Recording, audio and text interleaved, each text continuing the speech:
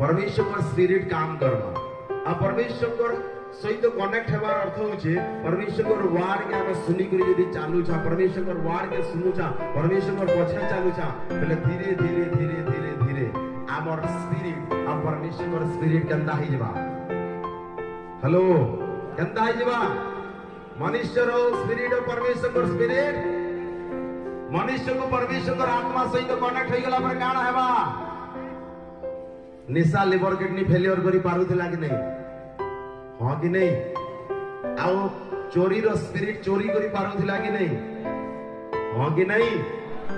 तो सेंदा मोर प्रभुगणी जे डकायती करूथिला से डकायती रो स्पिरिट मनुष्य के मारी पारुथिला कि नहीं जदी से स्पिरिट रे थई करी मनुष्य चुरई पारला निशा पी पारला मनुष्य के लुटी पारला मनुष्य के बर्बाद करी पारला तो सेंदा परमेश्वर आत्मा सहित कनेक्ट हला पर भी जानो मोर प्रभुगणी पवित्र आत्मा भी तुमर द्वारा तुमर माध्यम से भयंकर और अद्भुत काम भी करवार आरंभ हो जबे संदाई रोगी माने चंगा हवा आरंभ हो जबे दुष्ट आत्मा रो मुक्त हवा आरंभ हो जबा और पूरे स्पिरिट बार-बार आरंभ हो जबा अर्थात परमेश्वर आत्मा सहित कनेक्ट हला पर तुमे जानो तुमर लाइफ रे तुमर जीवन रे तुम हर एक शैतान नो काम